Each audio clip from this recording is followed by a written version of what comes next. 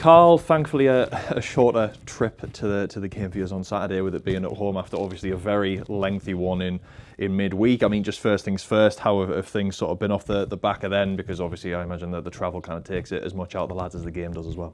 Yeah, the recovery was the priority. We didn't get back till 5 o'clock in the morning, Wednesday morning, so wanted the lads to have at least a couple of nights good sleep, so we let them have a couple of days rest, and then we just really packed in the detail today. We came in really prepared, little bit of a longer day in terms of the meeting and what have you, just to get them really up to speed with what we can expect.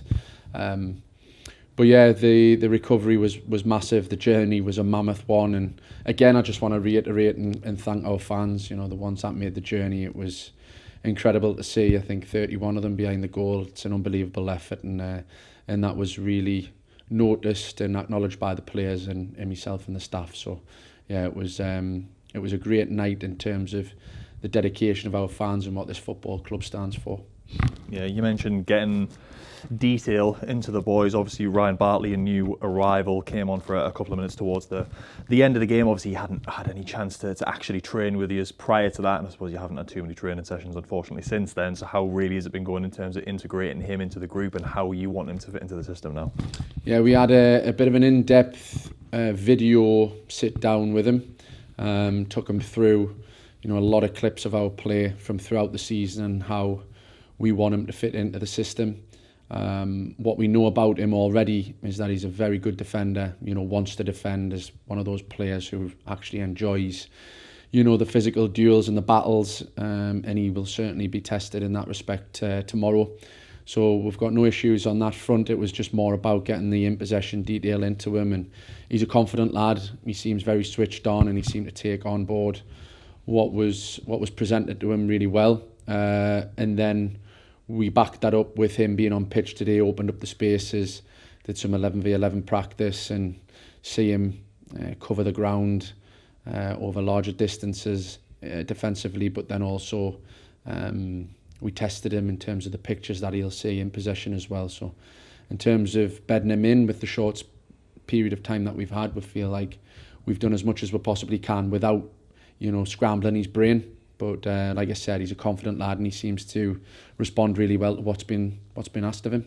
Another bit of positive news, or something positive to see in midweek as well, of course, with Tiernan Brooks coming back into the side after his injury layoff. I can't remember exactly how long it's been since he's been injured, but a good few months. But he slotted in like he hadn't really been away, to be honest. Yeah, well, he's the best goalkeeper in the league, and the league above that, in my opinion. Really highly sought after goalkeeper, particularly with his was the international recognition, Republic of Ireland under 21. So he's a massive player for us in such a key position. But it was important that we had a discussion with Bondi as well, because it was a really difficult conversation with Bondi.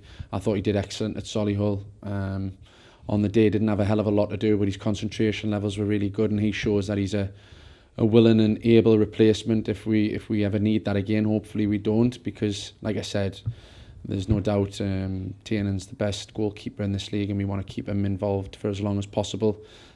He's been out there this morning. We're still just modifying his sessions, so he's not going through the same amount of load as what the other goalkeepers are. We're just trying to protect him as best we can, but he seems in a good place to go into the game tomorrow, and he slotted in perfectly at Eastleigh. It was a performance from a team perspective that could have been better in how quickly we moved the ball. So in terms of the build-up play, we could have done better, but he was trying to drive that, and he's a massive addition for what we want to do from back to front. So we're very pleased to have him back involved.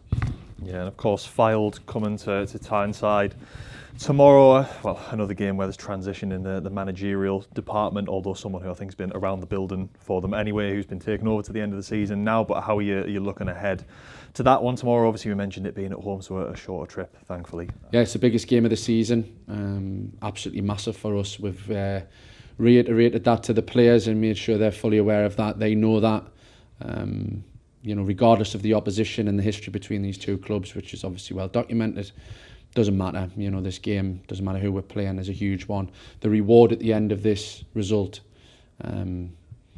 is really significant for us. We know that, and the players are in a good space mentally, and they know exactly what the fixture means, and they'll be giving it absolutely everything tomorrow. There's no doubt about that. I've got no questions in terms of them emptying the tank and giving everything in the game. So it's a one that we're really looking forward to, and I'm excited to see how they approach the game. Yeah, and then just in terms of the fitness picture, really, how is everyone looking? Because obviously we mentioned the hectic schedule and the travel and everything like that, but how are the lads faring with that at the moment? Like I said, recovery is the most important thing. Coming away from Eastleigh, we haven't had any issues, fortunately, apart from Charlie Colkett, who came on with about 10 minutes to go. I think Chaz has maybe felt something in his calf when he was doing the running after the game, which is unfortunate. But other than that, we have what we have available and what we've gone with over the past couple of weeks. And then, of course, it's still a waiting game on the other boys, but it's really encouraging to see Tyrell really pick up his recovery. We've looked at his day-to-day. He's hitting some good speeds. He's doing some good work with Fraser, so we're hoping to have him back in training back in the next week, and then Kenton and Joe. And I just want to apologise to Kenton on camera that I forgot about him last week, which he has made me aware of a number of times. But they are obviously huge additions, and we'll wait another maybe 2 weeks for them beyond that. So yeah, we're in a positive place in terms of players coming back, and we hope that we have a real strong finish to the season.